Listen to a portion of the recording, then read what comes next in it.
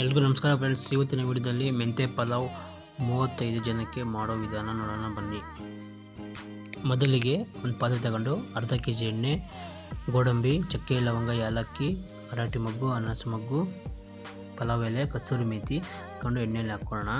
ಸ್ವಲ್ಪ ರೋಸ್ಟ್ ಆದ ನಂತರ ಒಂದು ಅರ್ಧ kg ಈರುಳ್ಳಿ, ಒಂದು 2 ಕ್ಯಾಪ್ಸಿಕಮ್ ಹಾಕಿಕೊಳ್ಳೋಣ. ಆನಂತರ ರೋಸ್ಟ್ ಆಗಲಿ ಚೆನ್ನಾಗಿ. ಸ್ವಲ್ಪ ರೋಸ್ಟ್ ಆದ ಮೇಲೆ ಬಟಾಣಿ ಸ್ವಲ್ಪ ಹಾಕ್ಕೊಳ್ಳೋಣ. ಹಸಿ ಬಟಾಣಿ ಒಲೆಯಲ್ಲಿ ಮಾಡ್ತಾಯಿರೋದು ನಾವು.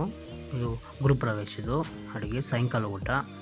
ಹಸಿಮೆಣಸಿನ್ಕಾಯಿ 1.5 ಸೌಟು, ಬೆಳ್ಳುಳ್ಳಿ 1 ಸೌಟು, ಟೊಮೊಟೊ ಒಂದು ಅರ್ಧ kg, 3/4 kg ಟೊಮೊಟೊ ಹಾಕಿಕೊಳ್ಳೋಣ. ಚೆನ್ನಾಗಿ ರೋಸ್ಟ್ ಆಗಲಿ.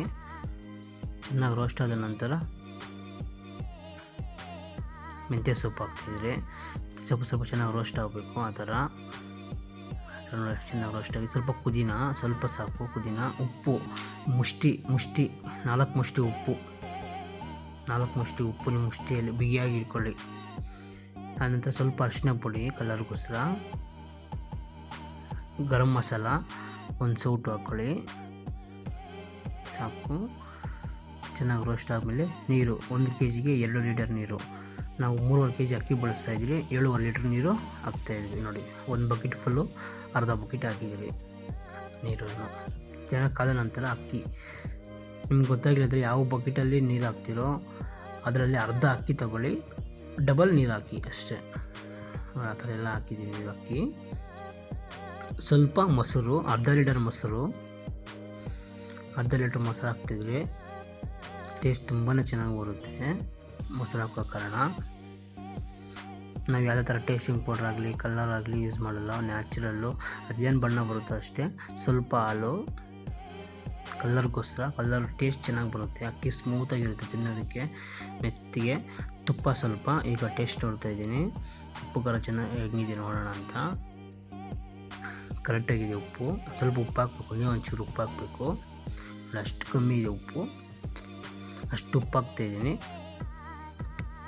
ಈಗ ಸ್ವಲ್ಪ ಧನಿಯಾ ಸೊಪ್ಪು ಹಾಕ್ಕೊಳ್ಳೋಣ. ಸ್ವಲ್ಪ ಚೆನ್ನಾಗಿ ತಿರ್ಗಿಸ್ಬೇಕು, ನೀಟಾಗಿ ತಿರ್ಗಿಸ್ಕೊಳ್ಳಿ, ನನ್ನ ತಳ ಇಟ್ಬಿಡ್ತೈತೆ. ಸ್ವಲ್ಪ ಮೆಣಸಿನ ಪೌಡ್ರು, ಫ್ಲೇವರ್ ಚೆನ್ನಾಗಿ ಬರುತ್ತೆ, ಬಿರಿಯಾನಿ ಥರ ಇರುತ್ತೆ. ಸೇಮ್ ಬಿರಿಯಾನಿ ಯಾವ ಥರ ಇರುತ್ತೋ ಅದೇ ಥರ ಇರ್ತೈತೆ. ಈಗ ಸ್ವಲ್ಪ ಕೆಂಡೆಲ್ಲ ಹೈಚಾಗಿ ಎಳೆದ್ಬಿಡಿ ಸೌದೆ ಇದ್ದರೆ. ಈಗ ನೋಡಿ ನೀರು ಮೇಲೆ ಆ ಥರ ದಮ್ ಹಾಕ್ಕೊಬೇಕು. ಆವಾಗ ಅಕ್ಕಿ ನೀಟಾಗಿ ಬೇಯ್ತೈತೆ, ಕ್ಲೀನಾಗಿ ಸಾಫ್ಟ್ ಕೂಡ ಇರ್ತೈತೆ. ಪ್ಲೇಟ್ ಹಾಕಿ, ಬಾಳೆಲೆ ಹಾಕಿ ಪ್ಲೇಟ್ ಹಾಕಿ ಕೆಂಡ ಹಾಕೋಣ. ಯಾವುದೇ ಕಾರಣಕ್ಕೂ ಕೆಳಗಡೆ ಕೂಡ ಕೆಂಡ ಯಾವುದೂ ಇರಬಾರ್ದು, ಈಚೆಗೆ ಎಳೆದ್ಬಿಡಿ ನೋಡಿ. ಆ ಥರ ಎಳೆದ್ಬಿಡಿ. ಮೇಲೆ ಒಂದು ಕಲ್ಲಿಕ್ಕಿ ಏರು ಆಚೆ ಹೋಗ್ತಿರ್ತೈತೆ ತೂಕಕ್ಕೆ ಯಾವುದೇ ಥರ ಆಚೆ ಹೋಗಲ್ಲ ಏರು. ಕ್ಲೀನಾಗಿ ಸ್ಟಿಮ್ ಒಳಗಡೆ ದಮ್ ಆಗಿದೆ. ಒಂದು 20 ನಿಮಿಷ ಆದ ನಂತರ ಈಗ ಕಲ್ಲೆತ್ತು ಹಾಕಿದ್ದೀನಿ. ಈಗ ಕೆಂಡೆ ಹಾಕ್ತಾ ಇದ್ದೀನಿ.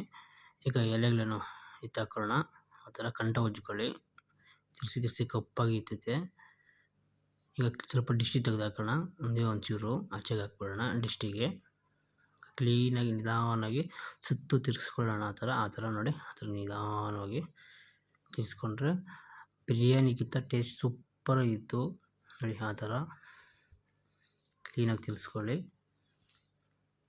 ಚೆನ್ನಾಗಿ ಬಂದಿದೆ, ಸೂಪರಾಗಿ ಬಂದಿತ್ತು, ಬಿರಿಯಾನಿ ಥರನೇ ಇತ್ತು. ಇವಾಗ ಸವಿಯಲು ಸಿದ್ಧ. ಎಲ್ರಿಗೂ ನಮಸ್ಕಾರ ಫ್ರೆಂಡ್ಸ್. ಥ್ಯಾಂಕ್ ಯು ನನ್ನ ವಿಡಿಯೋ ಲಾಸ್ಟ್ ಗಂಟೆ ನೋಡಿದ್ದಕ್ಕೆ ಎಲ್ರಿಗೂ.